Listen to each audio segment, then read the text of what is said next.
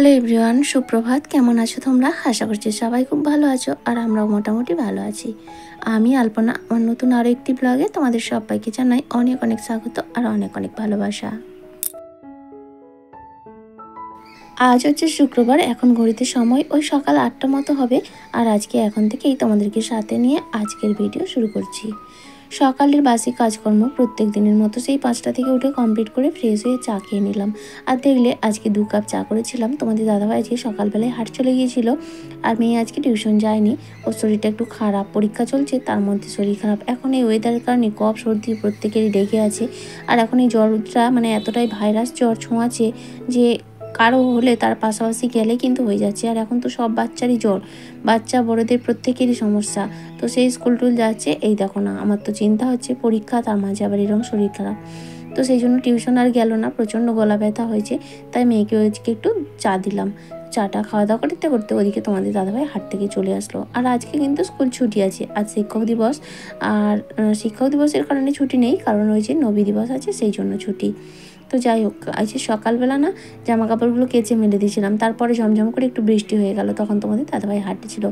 আবার দেখো বৃষ্টি বন্ধ হয়ে গেছে, আবার রোদও শুরু হয়ে গেছে, তাই জন্য আবার জামা কাপড়গুলোকে মেলতে হচ্ছে। বর্ষাকালে এরকমই হয়, এক কাজকে 2বার 3বার করে করতে হয়। এখন যা সবজির দাম পড়েছে, সবজি খাওয়া সত্যি আমাদের কাছে ভীষণ অসুবিধে, প্রচুর কষ্টকর ব্যাপার। প্রত্যেকটা সবজি 50 টাকা 60 টাকার নিচে কোনো সবজিই নেই। তো এনেছে আজকে 3 রকমের শাক। ওই এনেছে খসলা শাক, মূলো শাক আর সজনে শাক। আর এনেছে শশা এনেছে, তারপরে ওই টুকটাক সবজি এনেছে আর কি, মোটামুটি যেটা এনেছে এই সপ্তাহখানেক চলে যাবে। তো এইভাবেই আমরা আর পেঁয়াজটা এনেছি অনেকটা বেশি করে, কারণ পেঁয়াজ একসঙ্গে অনেকটা নিয়ে এলে একটু কমে হয় আর কি, মধ্যবিত্ত পরিবারে তো এইভাবেই কিন্তু আমরা সবজি বাজার করি। আর সপ্তাহে 1 দিন 2 দিন হাট হয়, ওই হাটে গিয়েই বাজারটা করার চেষ্টা করে, তাহলে কি হয় একটু সেভ হয়। কারণ এমনিতেও যা দাম, তারপর বাজারে যদি কেনা যায় সেখানে তো অনেকটাই দাম হয়। হাট হলে সপ্তাহে যে 2 দিন হাট হয় সেখানে তুলনামূলক কম দাম হয়। আর কিছু মুদিখানা বাজার এনেছিল, সেগুলো রেখে দিয়েছি। আর আমাদের তো মান্থলি বাজার করে না, ওই এক সপ্তাহ বা 15 দিন অন্তর। তবে এমন কিছু বাজার থাকে যেগুলো একবার আনলে প্রায় মাস কেটে যায়।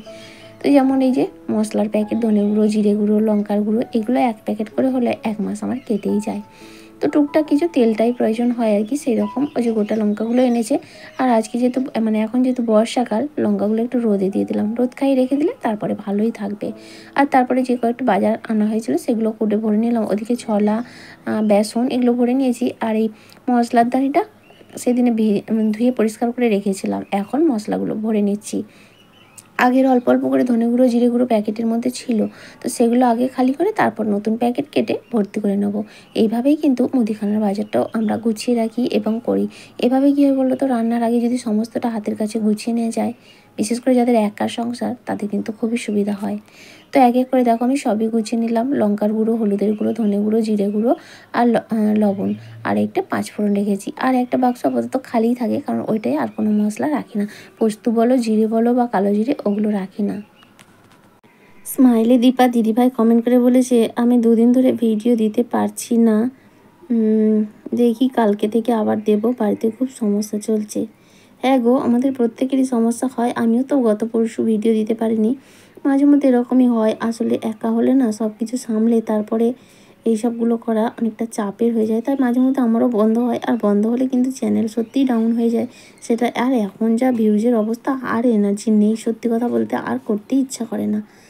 আর ওদিকে ভাতটা বসিয়ে দিয়ে আসলাম, পেঁপে সেদ্ধ একটু দিলাম, আর একটু গরম জল করে নিয়েছি, কয়েকটা গামছা ভিজিয়ে দিচ্ছি। সব গামছাগুলো নয়, এই যে রোদটা সুন্দর বেরিয়েছে দেখে গামছাগুলো গরম জল করে ভিজিয়ে রেখেছিলাম।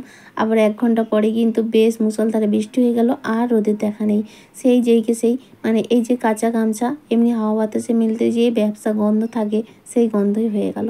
যার কারণে গরম জল করে কাচতে গেলাম। ঠিক আছে, কি আর করা যাবে।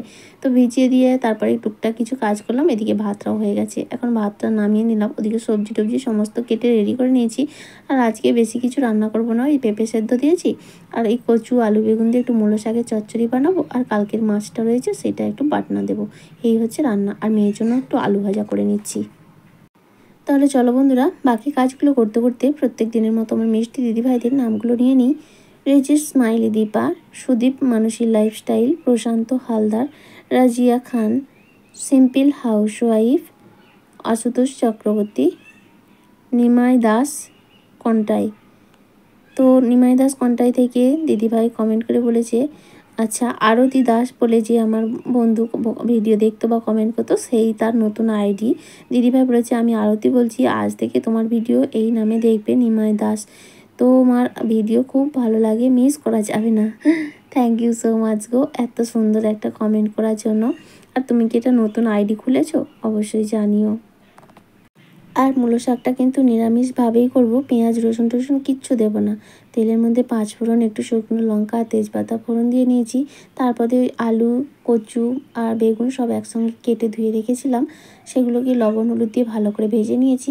আর তারপরে শাকটাকেও ধুয়ে রেখেছিলাম। মূলো শাক তো একটু বালি বালি হয়, মানে প্রচুর বালি থাকে, সেই জন্য পুকুরে নিয়ে গিয়ে ভালো করে ধুয়েছিলাম। তারপর আবার কলের জল দিয়ে ধুয়ে তারপর শাকটা দিয়েছিলাম। শাকের মধ্যে অল্প একটু হলুদ দিয়ে ঢাকা দিয়ে রান্না করলাম। শাক থেকে যে জল বেরোলো সেটাতেই কিন্তু আমার আলু টালু অনেক সেদ্ধ হয়ে গেছিলো। তারপরে মশলায় ধনে জিরে আর লঙ্কার গুঁড়ো দিয়ে ভালো করে কষিয়ে নিয়ে একটু জল দিয়ে দিয়েছিলাম। আর তারপরে সেদ্ধ হয়ে যেতে নামানোর আগে একটু সর্ষে বাটা দিয়ে, আমাকে মূলো শাক খেতে কিন্তু ভাজা বা তরকারি যাই করো না কেন মূলো শাক ব্যাপক ভালো লাগে।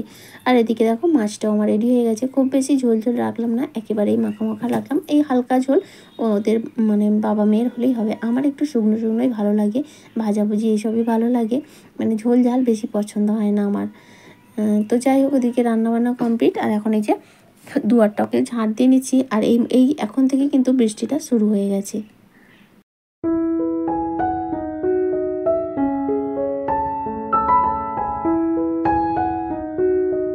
আর এই ভিডিওটা দেখছো, গতকাল সেই আলমারিটা গুছিয়েছিলাম না, সেইটার ক্লিপটা আজকে তোমাদের সঙ্গে শেয়ার করে নিচ্ছি।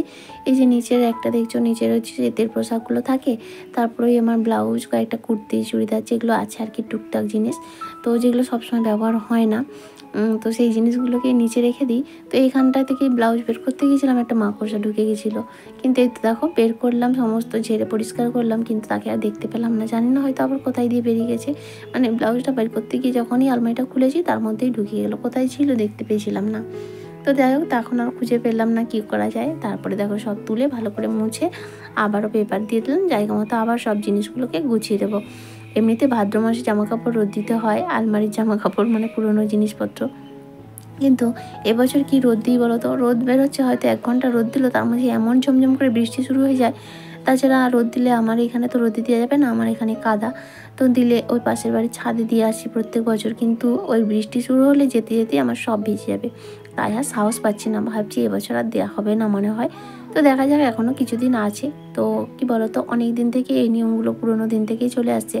ছোটোবেলায় মাকেও দেখতাম, আমিও এখনও প্রত্যেকটা বছরই কিন্তু করেছি, মিস যায়নি। তবে এবছর মনে হয় হবে না, কারণ ওয়েদারের পরিস্থিতি এমন, মাঝে মধ্যে পুরোনো জিনিস রোদ দেওয়া ভালো, কারণ কি সবসময় তো আমরা সব জিনিসটা ব্যবহার করি না, তো রোদে দিলে একটু জিনিসটা ভালো হয় আর কি। সারা বছর ওই আলমারির মধ্যে বন্দি হয়ে থাকে, একটা ভাবসা স্যাঁতস্যাঁতে থাকে, সেই জন্য আর কি একটু রোদে দিলে ভালোই হয়। আর দেখো ন্যাপথলিন ছিল, প্যাকেটটা দেখলাম শেষ হয়ে গেছে, 2টো ছিল, 2টো রেখে দিলাম। তারপর দেখা যাচ্ছে একেবারে রাতে, কয়েকদিন ধরেই মেয়ে না মাংস করছিল, কিন্তু এমন খ্যান চলছিল, আজ একাদশী, কালেই সেই করে হচ্ছিল না। তো আবার শনিবার কালকে, আবার পরশু পূর্ণিমা, সেই জন্য আজকেই তোমাদের দাদাভাই সকালে আনতে বলেছিলাম, সকালে মাছ ছিল বলে আনেনি, তাই রাতেই এনেছে, অল্প করেই এনেছে, কারণ কালকে আবার শনিবার, তাই জন্য। তো রান্নাবান্নাও কমপ্লিট, এখন এই যে খাওয়া দাওয়া করে নিচ্ছি। তাহলে চলো বন্ধুরা, আমার আজকের ভিডিওটা কিন্তু এই পর্যন্তই। দেখা হচ্ছে আবারও আগামীকাল নতুন আরেকটি ব্লগের সঙ্গে। ততক্ষণ পর্যন্ত সবাই খুব ভালো থেকো, সুস্থ থেকো। আর ভিডিওটা কেমন লাগলো অবশ্যই কমেন্টের মাধ্যমে জানিও। যদি ভালো লাগে তাহলে প্লিজ একটা লাইক করে দিও, আর চাইলে শেয়ারও করতে পারো। তাহলে চলো আজকের মতো টাটা।